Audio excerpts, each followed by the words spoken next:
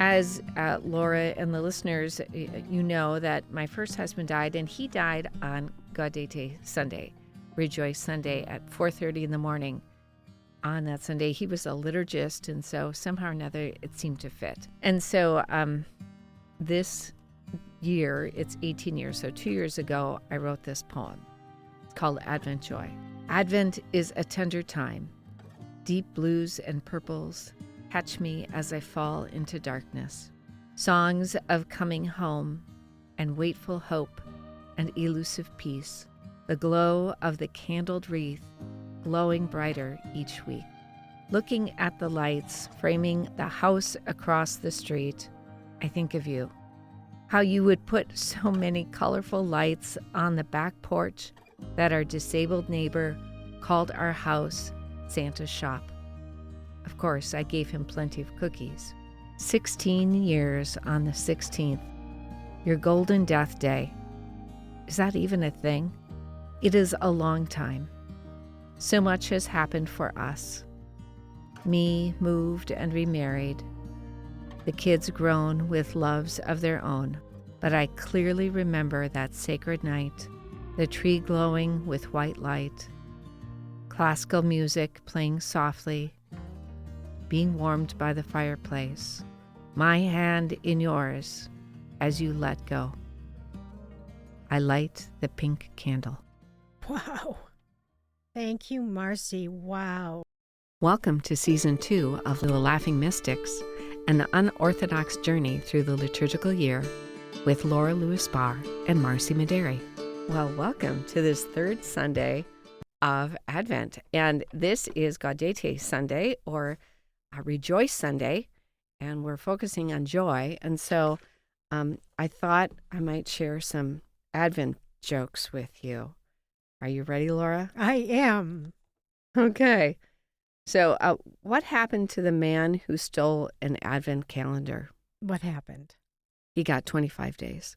Okay. I don't have an Advent calendar, so I'm just opening cupboards and eating whatever is in there. Oh, wow. That's funny. According to my chocolate Advent calendar, there's only 3 days left till Christmas. I like that one. I like that one too. Well, welcome. We're really happy to have you back, and hopefully to have some joy this weekend. For those of you who have an Advent wreath with the candles, this is also the Pink Candle Sunday, and it's pink for joy. But it's one of the few times in the liturgical year that the priest or presider wears rose or pink vestment. All right, I have a question. Oh, good. When have I seen the splendor, the glory of God? When you think about this idea of the splendor or the glory of God, what do you think of? What memory of that? And Jungians would call that a numinous experience, the numinous.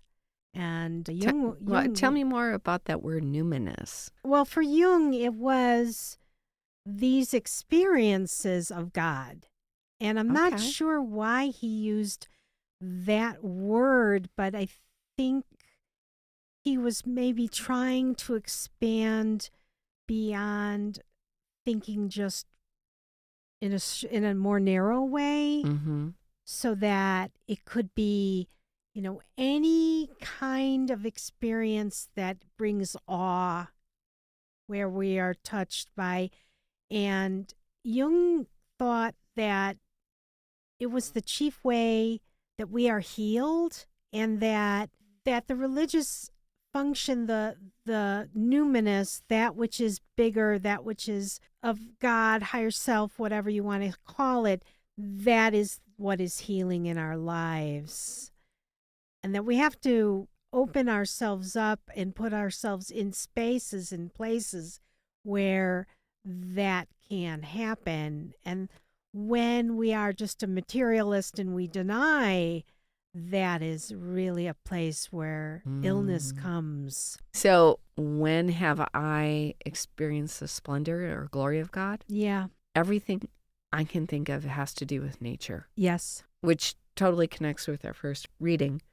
some years ago, Ed and I took a road trip out to see a bunch of national parks. And we drove down through Colorado and through the mountains and into Utah, southern Utah, and whether it was Arches or Canyonlands or Bryce Canyons or Zion or even the Antelope Canyons, which is in northern Arizona, but right down in there, and then drove up and saw the Grand Tetons and Yellowstone and back through the Badlands. Every moment was awe-inspiring, and everything was different. There were no two parks or places that were the same or even close to the same. They were all so unique and all so, wow, so beautiful. So that's, it's like that big memory. That's a beautiful story. And it makes me wonder if you have to be a mystic, a laughing mystic or a mystic, or like, does everyone have the experience? Because I know for me, the same thing. The first thing that came to my head was when I saw Big Sur for the first time and did that drive on Highway 1 and just feeling my jaw drop open and my heart start to soar and swell and just feeling almost like I couldn't breathe. It was just so incredible. And how is this place really exist? If you haven't been to Big Sur, you've got the ocean, the Pacific Ocean on one side, and on the other you have mountains and forest. And then there is just a vibe to the California coast, but especially there, that just, yeah, like I can barely breathe when I'm there. It's so holy. Mm-hmm. And Death Valley is also a very holy place and unfortunately named, but a really, really, really special desert place and silent. So I'm curious if our listeners, if you guys want to either on our Facebook page or just in our comments, tell us a place that has shown you the splendor of God. I'm wondering if, I'm assuming a lot of our listeners have these same experiences. God just seems to be, and I guess I'm a pantheist then? Is that the term of what I am? But just seeing God in, and I see God in people too, of course, but there's something about the purity of animals and of course just nature that it all feels like God. And Richard Rohr would use the word panentheist, that all things aren't God, but God is in all things. Can you say more? That all things have the spark of God in them, while all things are not God. Like, I have the spark of God in me, but I am not God. Yeah, I guess I just hesitated because I guess I'm still, like, I understand why I shouldn't see myself as God. That's clear. But that differentiating between God is in, but it isn't God, that differentiation, I guess I'm a pantheist. Well, that would be like taking a rock and then worshiping that. And maybe you do. No, but I guess that differentiating between, I guess I just see God in everything. Mm-hmm. That's the mystic, right? I see God in everything. I'll cut that out. Well, no, don't cut that out. I think that's really good and really important. I mean, that's Meister Eckhart, like, I am not God, but I'm not separate from God. I'm not other than God either. Yeah. Mystic sees in wholes, right? Right. And so I think that's why I'm really struggling, because I only see the whole. It's all God. The sound booth isn't necessarily God.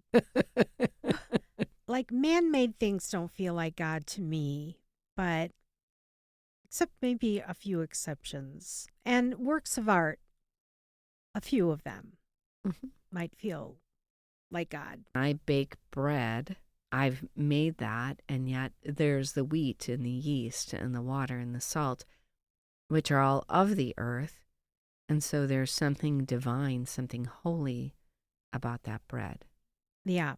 And that I contribute to it. I put myself in it.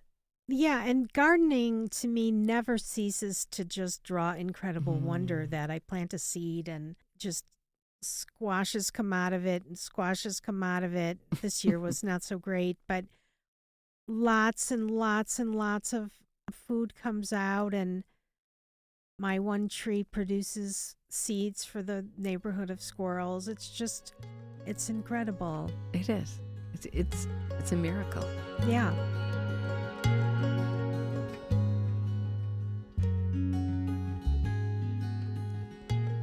Our first reading is from the book of Isaiah. The desert and the parched land will exult, and the steppe will rejoice and bloom. They will bloom with abundant flowers and rejoice with joyful song. The glory of Lebanon will be given to them, the splendor of Carmel and Sharon. They will see the glory of the Lord, the splendor of our God. Strengthen the hands that are feeble. Make firm the knees that are weak. Say to those whose hearts are frightened, be strong, fear not. Here comes your God. God comes with vindication. With divine recompense, God comes to save you. Then will the eyes of the blind be opened, and the ears of the deaf be cleared. Then will the lame leap like a stag. Then the tongue of the mute will sing. Those whom the Lord has ransomed will return and enter Zion singing, crowned with everlasting joy. They will meet with joy and gladness. Sorrow and mourning will flee. So when I was preparing, I thought to myself, what question might Laura ask me? Oh, that's that funny. I might do the research on that. And so I thought, I wonder if Laura will ask me about Carmel and Sharon. Yes. I might have, yes. Yes, you're right. What the splendor of Carmel and Sharon? Who is that? What's that about? So I looked it up, and it's Mount Carmel. It's a mountain, and Sharon is a plain, the plain of Sharon, and they're right next to each other. And so from the very high to the very flat, all of it is beautiful. All will give glory. And that the plain of Sharon is also very fertile. It's fertile ground. And that in one commentary I read, talked about this as the triumphant procession of liberation. The Israelites coming back from Babylon back into Israel. So that movement of procession, and that we've got the mountain on one side and we've got the plain on the other, and all the earth is rejoicing. Well, this section also reminds me of my trips to the desert. And Rick and I would often go in March to get out of Chicago, and the desert is in bloom. And that is very special because it's usually pretty, monochrome and nothing. It's a place of the horizon, which I love, but not much else. And then you see all these blossoms. It's a powerful image. It's not the people rejoicing. It's nature. It's creation that will exalt. It will rejoice and will rejoice with joyful song. So it's even singing. Yeah. Have you seen those videos?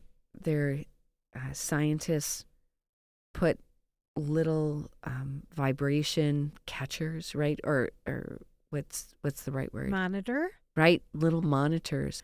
And then you can hear the vibration, which sounds like a song. And so you can hear the song of creation. It's so cool. So one thing that I thought of, this is another beautiful reading, the eyes of the blind, the ears of the deaf, being mute or lame. And we are all these things. And so reflecting on when my eyes have been opened, when my ears have been cleared, and just asking myself to think about that. And maybe you think about it, and listeners think about, when have I had those healings? How many times have I had those healings, right? Yeah. That's what kind of connects with me. It's like those weren't one-time experiences. That's a regular moment. For me, a session of spiritual direction would probably be a time when I can remember eyes open, ears cleared, or working with a dream, or even a moment in a podcast when something is said that I hadn't thought of. It's easy for me to forget about my blindness. I can get caught up in the literal idea of it instead of the spiritual idea of it, because we're all blind. Yeah. Church is for those of us who are searching, those of us on the journey, not those of us who have arrived. Yeah, well, that arrival, that's boring death to me. But right. But like we all need to do this work. I love that you mentioned spiritual direction, and I experienced that in my own sessions with my own director too. But it's church too, like I go to church because I need help, because I'm not perfect, because I have sinned. It makes me want to also talk about dreams, because I think, and of course, Jung really, like, dreams were it. And if he's working with me, he would say, what did I dream? Because that is the way past the ego. It's because the ego is the gatekeeper, right? And the only time the ego isn't monitoring everything and trying to go, you're okay, you're great, everybody else is messed up, but you're good. The only time that gatekeeper gets pushed aside is during sleep. And so Fascinating. I had a dream a day or two ago, and it feels a little vulnerable to share. So, of course, I better do it. You are so brave. There's a locked room, but I open it up and it opens up for me. And then it's open and it won't lock anymore. Okay, so that, wow, we could totally work that image for a long time.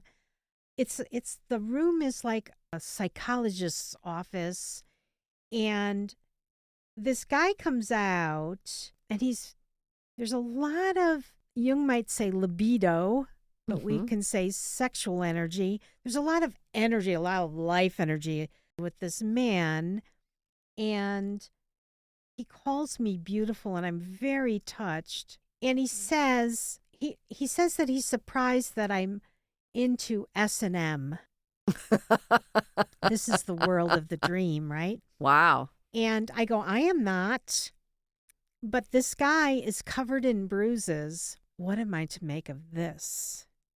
Wow. And so I worked with the dream, and I don't know, it might have to do with the way I beat myself up, which you know very well I do. I'm committed to it. But in the dream, I don't see it, but there's a part of me, maybe the part that gets beaten up, that is confronting me. I don't know.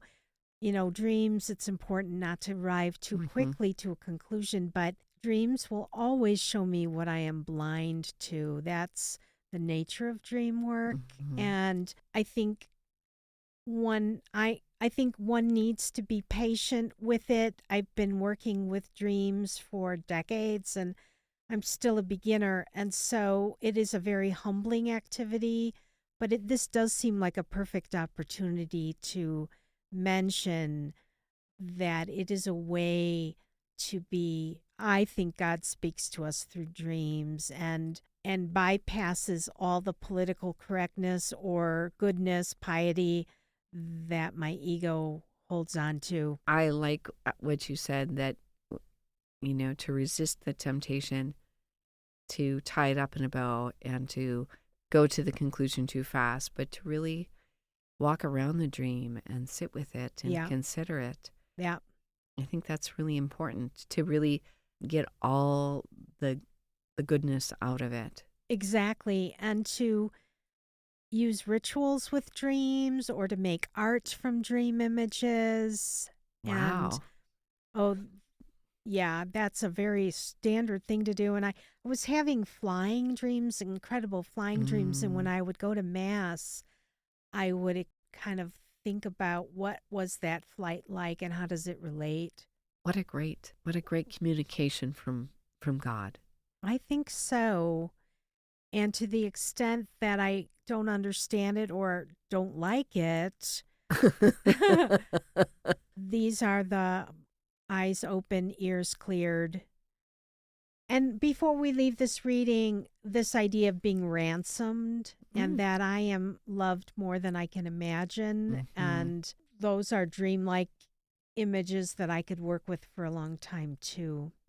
I'm loved more than I can imagine. I'm kidnapped by some inner stuff, but I am ransomed. How many people would pay a lot of money for my ransom? I don't know. I think there's several. There's a couple. But God herself always ransoms me. And that rescue out of bondage into freedom, right? Right. Reading is about liberation and freedom and the joy that comes from being freed, which, as a Christian, I say that's what Jesus did. And that tying back to this Old Testament reading, that we have the tools within us with God to participate in our own salvation.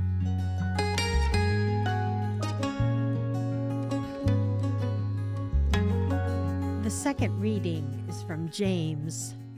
Be patient, brothers and sisters, until the coming of the Lord.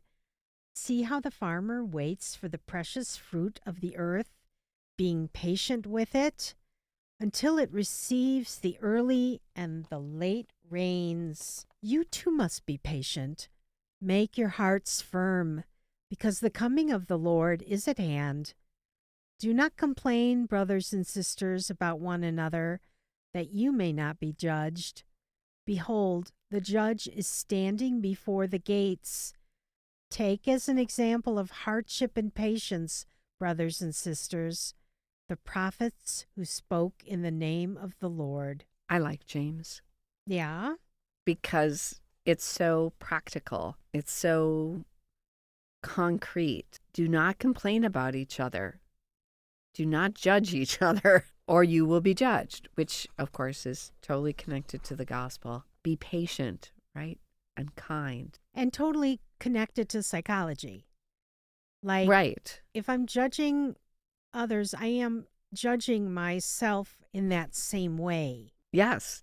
And judgment really doesn't serve a lot of good, regardless if I judge myself or judge other people. It just takes me down dead ends where I have to back up or apologize or rethink or I spin my wheels. It feels like such a central attribute in the culture. And I think judging and discriminating are somewhat related. Like discriminating good from bad is important. Yes.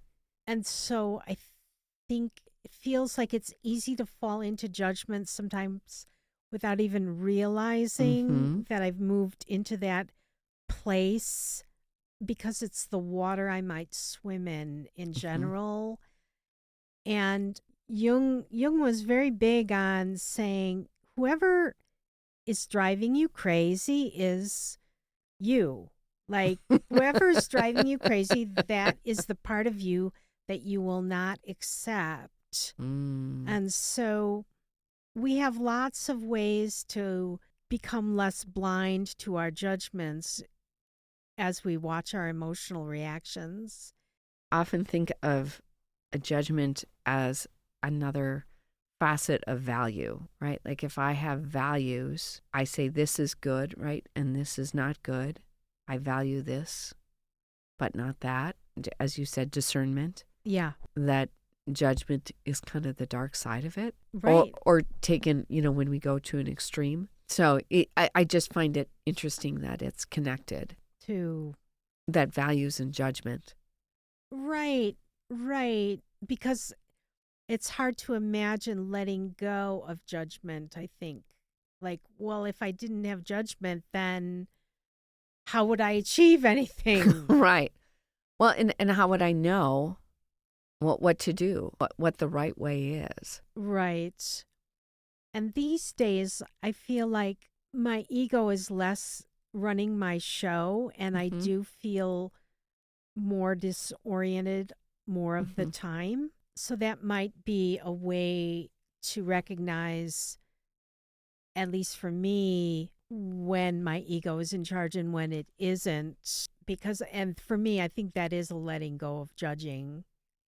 Mostly myself, but others too. It's not black and white. I think this idea of patience is so central to a healthy spiritual life, a healthy psychological life. The woman that I loved so much, Marie-Louise von Franz, who I studied a long time, she said, impatience is of the devil. And I used to be so unhappy with her because I was very impatient. I'm a lot more patient than I used to be, but man, and impatience always tripped me up. Whether it's a literal accident in my car or bad words with a neighbor or whatever it is, it always brings the bad forward. And that's okay. I mean, I learn and all things work for the good eventually, but patience is a much better way. I just didn't know how to do it for so long. Well, I still get tripped up. It's like I put impatience in the same boat as efficiency. And like I just want to get it done. Yeah. And move on and let's just do it. Yeah. Just get it, right? And that has got me into some pickles. And sometimes they're just small, but if I would have taken just 30 more seconds to read whatever it is a little more carefully, I could have avoided some issues. To read all the words. Yeah. And not just the ones that pop out, but to really notice and appreciate all of them and then make a better decision. Yeah, I think for me it was mostly like I'm in some psychological pain and I want that pain to end. And I'm impatient for it to end. And so I will make the phone call or I will make a choice. I will push for what I want instead of letting things. I keep finding that if I can be in the flow, I just happen to be in the right place at the right time. And the I Ching is a wonderful tool that talks a lot about being in flow. And it's really helped me a lot to recognize that life has a flow that I can join instead of fight. Yes. And so instead of always trying to work against what is, to work with what is. Exactly. Well said. Yeah. I like his metaphor or his, see how the farmer waits for the precious earth and the fruit to come from it. You were talking in the last episode about the kind of the miracle of the seed. And wow, look at that come to life. But it takes patience. Exactly. We can't force that. We cannot force a tree to grow faster than it grows. It's a perfect metaphor for our inner life. So is God the judge that is standing before the gates? So we shouldn't judge each other because God is waiting to judge us? Well, behold, the judge is standing before the gates. That judge is capital J.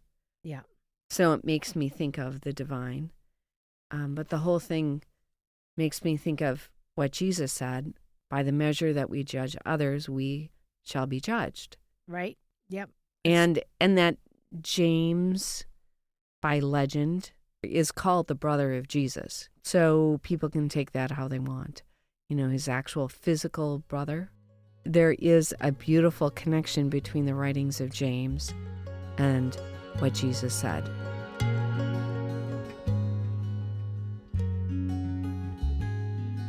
A reading from the Holy Gospel according to Matthew. While John the Baptist heard in prison of the works of the Christ, he sent his disciples to Jesus with this question: "Are you the one who is come, or should we look for another?" Jesus said to them in reply, "Go and tell John what you hear and see. The blind regain their sight, the lame walk, lepers are clean, the deaf hear, the dead are raised. The poor have the good news proclaimed to them. And blessed is the one who takes no offense at me." As they were going off, Jesus began to speak to the crowds about John. "What do you go out to the desert to see? A reed swayed by the wind? Then what did you go out to see? Someone dressed in fine clothing? Those who wear fine clothing are in royal palaces. Then why did you go out? To see a prophet? Yes, I tell you, and more than a prophet. This is the one about whom it is written, 'Behold, I am sending my messenger ahead of you. He will prepare your way before you.' Amen, I say to you, among those born of women, there has been none greater than John the Baptist, yet the least in the kingdom of heaven is greater than he." Why does he say that last line?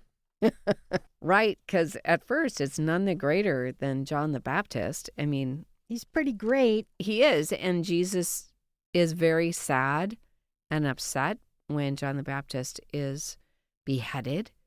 So there is love and affection there. Yet the least in the kingdom of heaven is greater than he. Maybe it's part of that delineation between John as an Old Testament prophet and moving into this new way, this new kingdom. Yeah. This new way of being with Jesus.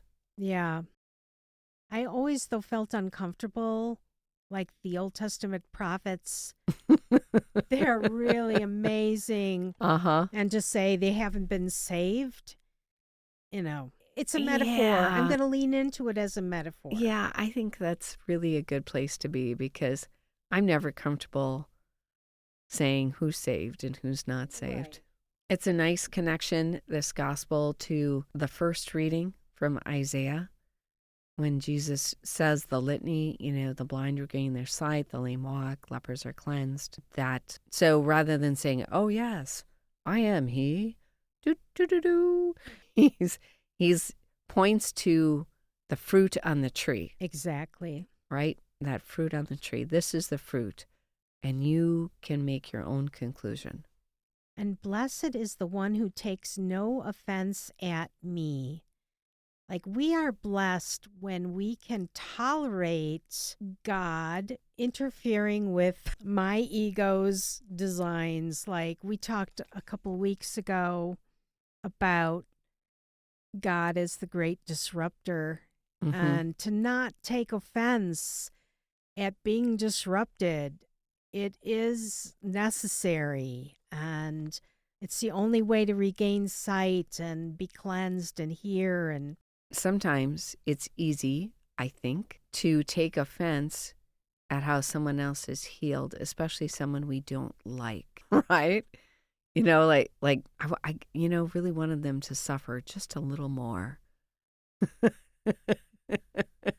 Well, yeah. Isn't that terrible? But I think sometimes that happens. Well, I think we talked not long ago about this idea that people in a very different political worldview are praying in tongues and having an experience at church that looks pretty good and amazing. And how do I make sense of that? Right. How do I not take offense at that? Right. Okay. Because that's what Jesus says, may people not take offense, but just to celebrate that. He says, take no offense at me. Right, right. Well, when I think of at me, I think of the fruit of the tree. Yeah. People regaining their sight and the lame walking and the lepers being cleansed and deaf hearing and having the good news proclaimed to others that, like, how do I not take offense at that? And as we've said before, like, how do I look at myself honestly? What, am I really happy for another person? That's really deep inner work, man. To It admit is. that kind of envy or jealousy or grudge or these really things that, Yeah. yuck. Right. Or vengeance. Oh, yeah.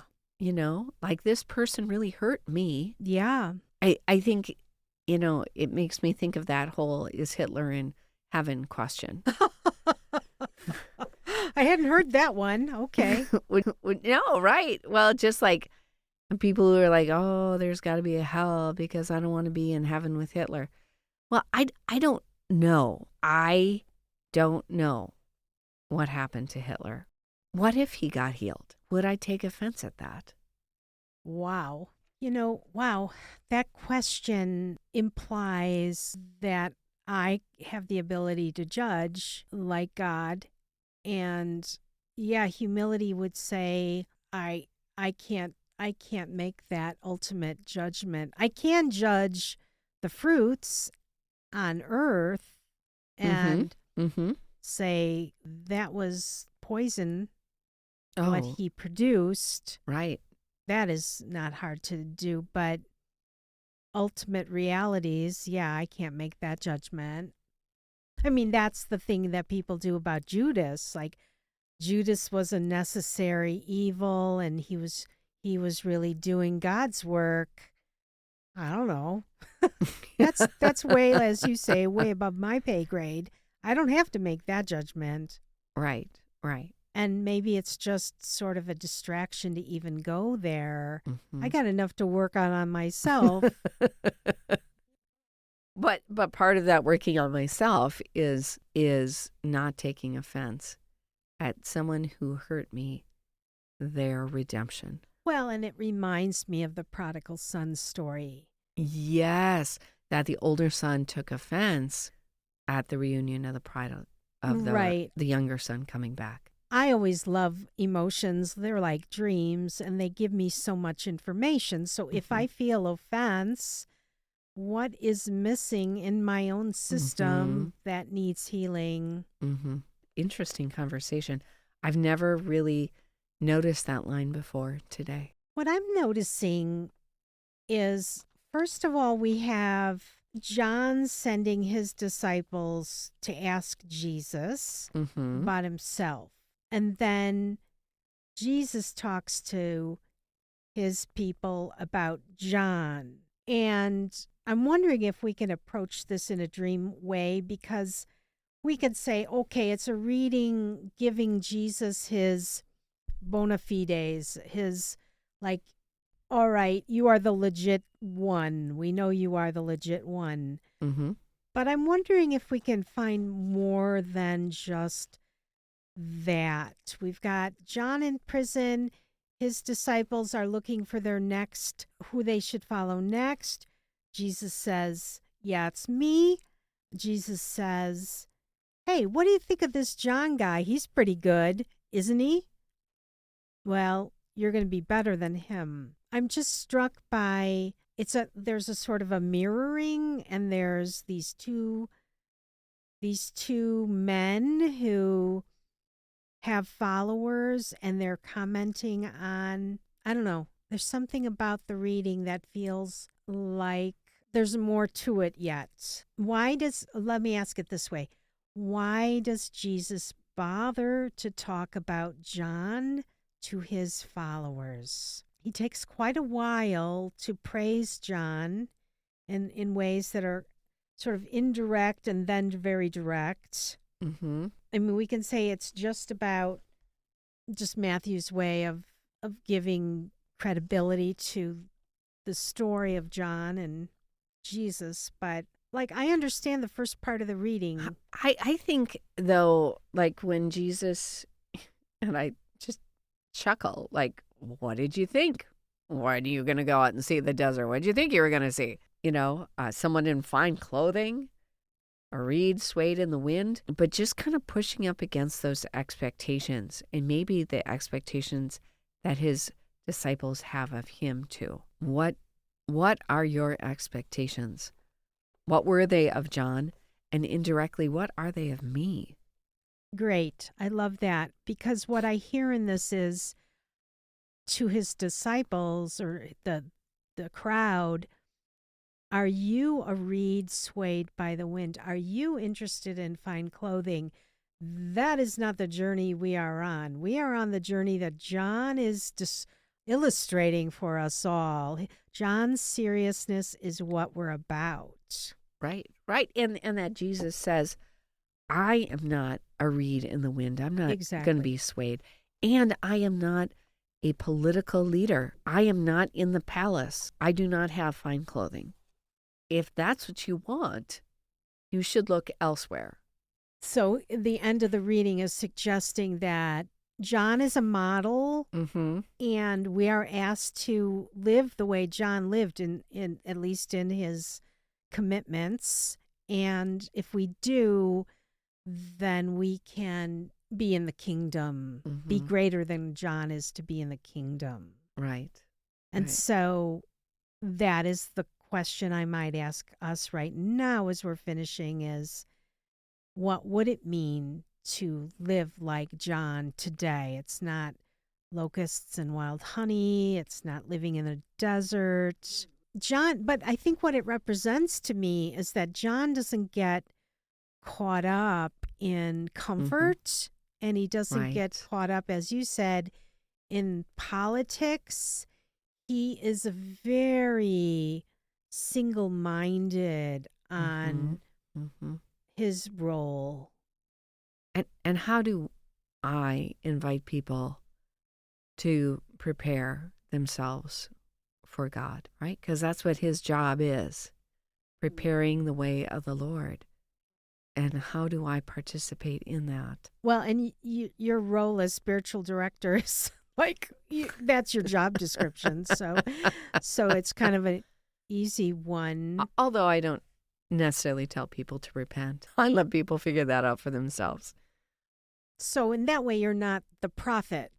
Inviting people to prepare themselves for the Christ within themselves, to see and accept that light within themselves. I really like John. I love his single-minded focus, and I do share some of his, like, I don't care what I wear half the time, and I am pretty focused on what I'm focused on in terms of spirituality, psychology. I'm politically kind of not in, kind of avoid the politics in my world. So I really like him, and even the metaphor of what he wears and what he eats. I mean, I think for me it resonates. He's not a mystic, but he's no nonsense. I love it. Yeah. And he has a ferocity. Laura has. There's a great picture of Laura. How old were you? 3, 4 years old? Yeah, probably 3. And she is like running, and her hair is blowing, and she is like on fire. She's like going for it. And that's what I really connect with John the Baptist, with that inner fire that John has. Thank you. Yeah, that's awesome. That's a lovely compliment. Yeah, and so in Advent, what are we called to do? We're called to make straight our own paths, and be willing to go out into the desert. I think so. The place where we don't know what we're going to encounter. The place where there isn't a lot of comfort. Well, we are getting close to Christmas. So So, man, I better take some notes, getting myself prepared. But regardless of where you are in that journey, I hope that this is a time of joy for you, because that's what this weekend is about. Joy and rejoicing and celebrating the Christ that is within each of us, within all of creation, letting that come to birth. So thank you for listening. Thank you for liking. Thank you for sharing, because it is together that we can grow. And thank you, Laura. It is always so, so good. It gives me much joy. And to be your friend. Thank you. I feel the same. Until next time. Until next time.